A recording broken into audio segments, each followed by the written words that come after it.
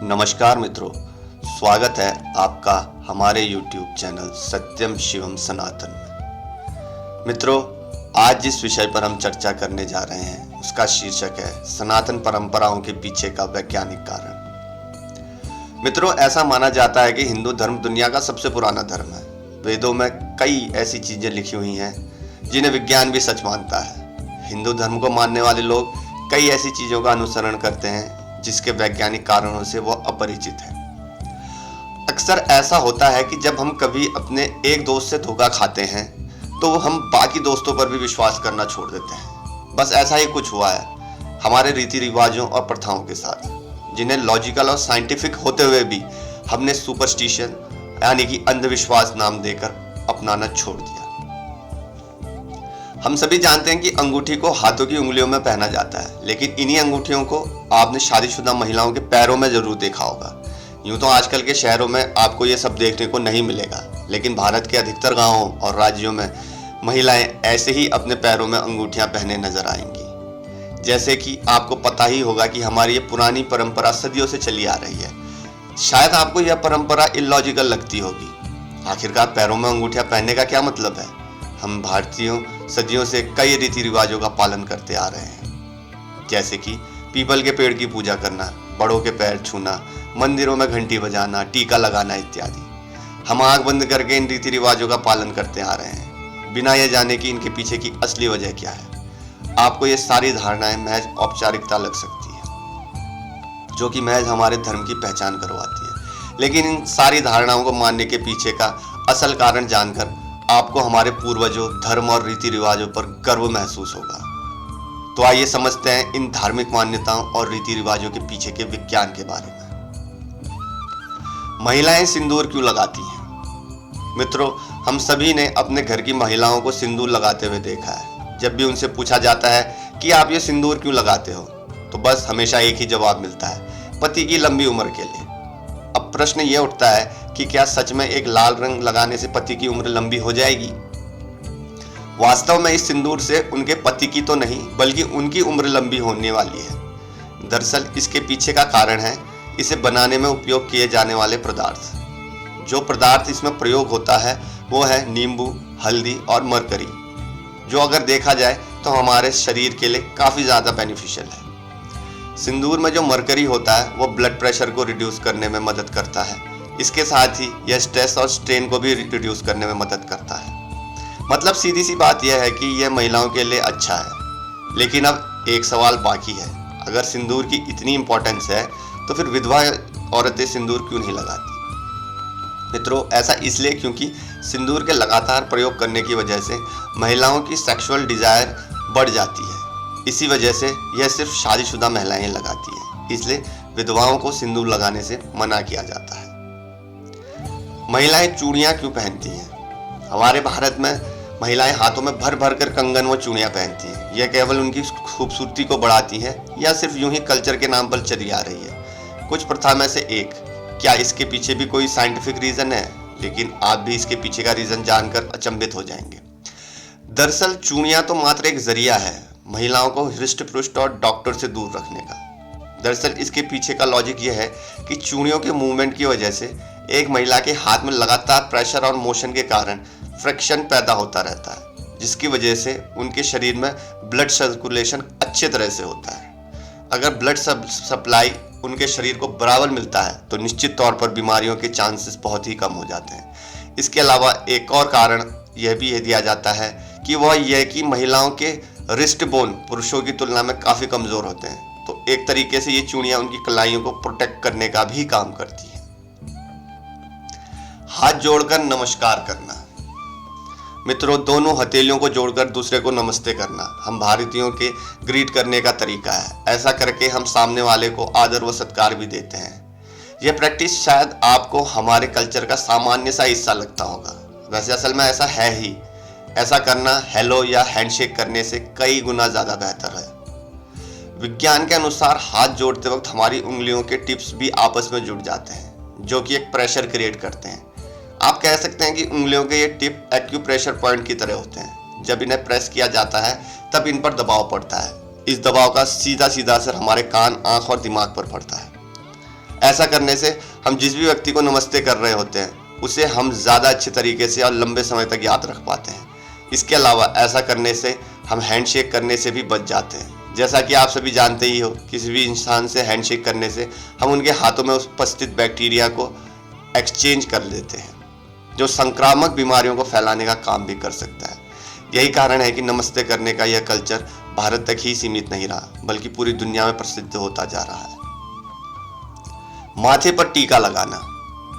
मित्रों, पूजा करने के बाद पंडित जी हमारे माथे पर टीका तो लगाते ही हैं। अब हमारा कॉमन सेंस यही कहता है कि ये हमारे रिलीजन का एक हिस्सा है। कुछ इसी तरीके से हम भगवान की पूजा अर्चना करते हैं। हमें यह तो नहीं पता कि इसकी शुरुआत कब और कैसे हुई थी, कैसे सनातन धर्म में ये सारी परंपराएं आई। लेकिन एक बात जो हमें पक्के तौर पर कह सकते हैं वो ये है कि हमारे धर्म में कुछ ना कुछ खास तो ज़रूरी है। माथे पर दोनों आईब्रो के बीच जो पॉइंट होता है उसे एक मेजर नर्व पॉइंट माना जाता है। जो लाल टीका होता है उसे एनर्जी सेवर के रूप में देखा जाता है। ऐसा माना जाता है कि इस पॉइंट पर टीका लगाने से हमारे शरीर में ऊर्जा बनी रहती है। ऐसा करना हमारी एकाग्रता को भी बढ़ाता है। जब हम माथे के इस पॉइंट पर टीका लगा रहे होते हैं तो हम स्वाभाविक रूप से अजना चक्र को प्रेस कर देते हैं। यह अजना चक्र हमारी पीनियल ग्रंथि के ही अनुरूप होता है। ऐसा करने से हमारे चेहरे की मांसपेशियों में हो रहे ब्लड सर्कुलेशन की पूरी प्रक्रिया को ऊर्जा मिलती है। मंदिर व पूजा घर में घंटियों को बजाना। मित्रों, हम मंदिरों में या घरों में पूजा पाठ करें और घंटी ना बजाएं, ऐसा तो हो ही नहीं सकता। मंदिर में प्रवेश करते ही हम घंटी बजाते हैं। आखिरकार घंटी बजाने के पीछे क्या साइंस हो सकती है? वैसे बहुत से ऐसे लोग हैं जिन्हें घंटियों की आवाज़ से दिक्कत होती है। उनके अनुसार घंटियों को बजाने से ध्वनि प्रदूषण होता है, इस पर बैन लगा देना चाहिए। देखा जाए तो ऐसा करना एक सही निर्णय नहीं होगा, क्योंकि यह लोगों की आस्था से जुड़ा सवाल है। इससे लोगों के रिलीजियस सेंटिमेंट्स को चोट पहुंचेगी। खैर, यह तो बात रही रिलीजियस सेंटिमेंट्स की, लेकिन क्या इस रिलीजियस सेंटिमेंट्स के पीछे कोई साइंस हो सकती है? धार्मिक मान्यताओं के अनुसार पूजा पाठ और प्रार्थना करने से पहले मंदिरों का घंटा बजाया जाता है। माना जाता है कि ऐसा करने से दैवीय शक्ति हमारे अंदर प्रवेश करती है। जितनी भी राक्षसी शक्तियां होती है वो सभी हमारे शरीर का त्याग कर देती है। ऐसा करने के बाद हमारा शरीर व मन पूर्णतः स्वच्छ और शुद्ध हो जाता है। लेकिन यह तो बात रही धार्मिक कारण की। अब आगे जानते हैं कि इसके पीछे के विज्ञान को। ऐसा करने के पीछे एक नहीं बल्कि कई वैज्ञानिक कारण हैं। इन्हीं कारणों को समझते हैं। पहला, मंदिर के घंटे को कुछ मेटल्स और एलॉय से मिलकर बनाया जाता है। घंटे में इन मेटल्स और एलॉय की एक निश्चित क्वांटिटी रहती है। ऐसे में जब हम घंटे या घंटी को बजाते हैं तो उससे निकली आवाज़ के कारण हमारे दिमाग का लेफ्ट और राइट हिस्सा एक बैलेंस और हार्मोनी में आ जाता है, जिससे हम बहुत शांत महसूस करते हैं। दूसरा, घंटे को बताने के बाद उसका एको साउंड 7 सेकंड तक रहता है। इन 7 सेकंड्स में ये एको साउंड हमारे शरीर के 7 चक्रों को टच करता है, जिससे हमारा पूरा शरीर रिलैक्स फील करता है। मंदिर में जो एको साउंड क्रिएट होता है वो हमारे दिमाग की कंसंट्रेशन पावर पर जोर डालता है, जिससे हमारा दिमाग मजबूत होता है। यह और बेहतर तरीके से काम करता है। घंटे को बचाने के बाद मंदिर में जो एनवायरनमेंट क्रिएट होता है वो हमें शांति प्रदान करता है। ऐसे एनवायरनमेंट में हम भगवान की पूजा में लीन हो जाते हैं। धार्मिक मान्यताओं के अनुसार ऐसे एनवायरनमेंट में हम और भी ज़्यादा अवेयर हो जाते हैं। कुछ पलों के लिए मंत्रों के जाप में खो जाते हैं, जिससे स्पिरिचुअलिटी हम गॉड से एक अलग ही लेवल पर कनेक्ट कर पाते हैं। यह तो एक धार्मिक मान्यता थी, लेकिन हम इस बात को झुठला नहीं सकते कि मंत्रों में एक अलग ही शांति का एहसास होता है। अगर हम मेडिटेशन करना चाहें तो मंदिर एक सबसे अच्छी जगह है। तीसरा, एक स्पेशल प्रकार के घंटे का भी निर्माण किया जाता है, जिसे बजाने पर ओम की ध्वनि निकलती है। ऐसा माना जाता है कि ओम की ध्वनि की जो फ्रीक्वेंसी होती है वो धरती के रोटेशन की फ्रीक्वेंसी से मेल खाती है। ये अपने आप में ही एक बहुत बड़ी बात है। उत्तर दिशा में सर रखकर ना सोना। आपने अपने बुजुर्गों से कहते हुए सुना होगा कि उत्तर दिशा की तरफ सिर करके नहीं सोना चाहिए, लेकिन उन्होंने ये कभी नहीं बताया होगा कि आखिर क्यों। इसका मतलब यह नहीं कि इस पोजीशन में सोना एक प्रकार का अंधविश्वास होता है। दरअसल हमारे शरीर का एक मैग्नेटिक फील्ड होता है, वही हमारी धरती का भी एक मजबूत मैग्नेटिक फील्ड होता है। जब हम उत्तर दिशा की तरफ सिर करके सोते हैं तब हमारे शरीर और धरती का मैग्नेटिक फील्ड अलाइड हो जाता है तब हमारे शरीर का मैग्नेटिक फील्ड इरेगुलर हो जाता है। ऐसी स्थिति में हमें ब्लड प्रेशर से जुड़ी समस्याओं का सामना करना पड़ता है। हमारे हृदय को इस मैग्नेटिक फील्ड की इरेगुलरिटीज़ को बीट करने के लिए ज़्यादा काम करना पड़ता है, जिससे हृदय पर गहरा असर होता है। इसके अलावा हमारे खून में आयरन की मौजूदगी होती है। जब हम उत्तर दिशा की तरफ रख कर सोते हैं तब खून का सारा आयरन दिमाग की तरफ ज़्यादा जमा होने लगता है। इससे सिर दर्द हो सकता है, अल्जाइमर, कॉन्जेटिव डिक्लाइन, पार्किंसन व ब्रेन डिजेनरेशन जैसी बीमारियों का खतरा भी बढ़ जाता है। उपवास करना। मित्रों, सनातन धर्म में उपवास करने की प्रक्रिया सदियों से चली आ रही है। इसमें हम हफ्ते में एक दिन उपवास रखते हैं। वहीं बहुत से लोग पर्वों के दौरान भी उपवास रखते हैं। हमारे कल्चर में उपवास रखने की परंपरा सदियों से चली आ रही है। इसके पीछे भी साइंटिफिक रीजन है। आयुर्वेद के अनुसार बीमारी का मुख्य कारण पेट में गंदगी का जमना, उसे पाचन क्रिया का खराब होना होता है। उपवास के दौरान हम खाना नहीं खाते, जिससे हमारे डाइजेस्टिव सिस्टम को रेस्ट मिलता है। इससे पेट में जमी सारी गंदगी भी साफ हो जाती है। पेट के सही रहने से हमारा पूरा शरीर सही रहता है। तो पूरे दिन भर उपवास का रखना हमारी सेहत के लिए फायदेमंद होता है। हालांकि उपवास के दौरान पानी या नींबू का रस लेते रहना चाहिए, ताकि हमारे शरीर का एनर्जी लेवल को मेंटेन रह सके। पीपल के पेड़ की पूजा करना। मित्रों, हमारे सनातन धर्म में पीपल के पेड़ को अहम पेड़ माना जाता है। समय समय पर इसकी पूजा भी की जाती है, लेकिन आखिरकार कुछ ही पेड़ों की पूजा का विधान क्यों है? हमारी धरती पर तो इतने सारे पेड़ पौधे हैं, उनकी पूजा क्यों नहीं होती? सामान्यतः ज़्यादातर पेड़ दिन के समय ऑक्सीजन देते हैं, वही रात के समय कार्बन डाइऑक्साइड रिलीज करते हैं।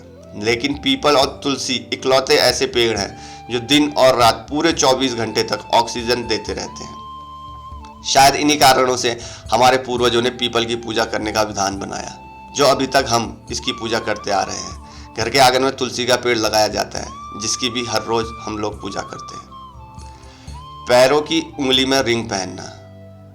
मित्रों, आप सभी ने देखा होगा कि शादीशुदा महिलाएं अपने पैरों की दूसरी उंगली में रिंग पहनती हैं, जिसे बिछिया भी कहा जाता है। लेकिन क्या आप इसके पीछे का कारण जानते हैं?